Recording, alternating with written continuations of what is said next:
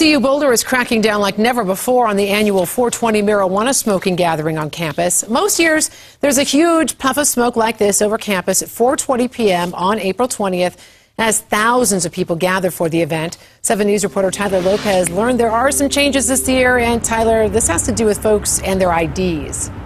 And it may not be easy to get on campus, Teresa, or also enforce this policy. They're going to need a police officer to block all the entrances all the way around campus to pedestrians, bikers, and drivers, too. They're going to need officers from Boulder and other jurisdictions. The people that run this campus make no apologies. They don't want to be known as 420 Central anymore.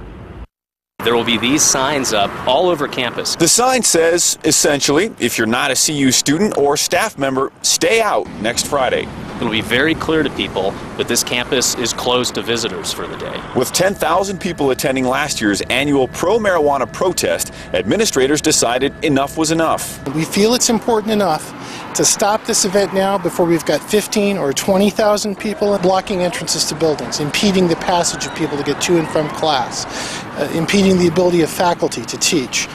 That's a substantial disruption of our academic operations. There has to be some concern, though, that you're a public university. It takes a lot of public funding, but on one day of the year you're going to say, don't come here today, we don't want you.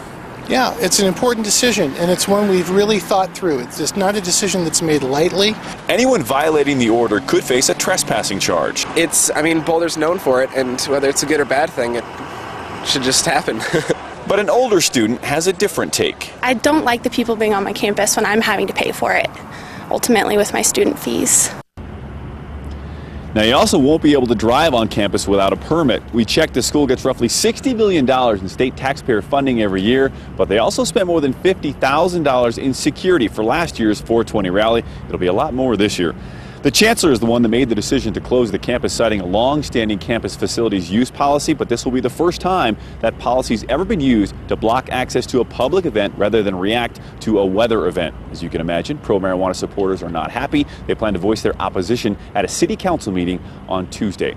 Live in Boulder, 1 week away from 420, Tyler Lopez, 7 News.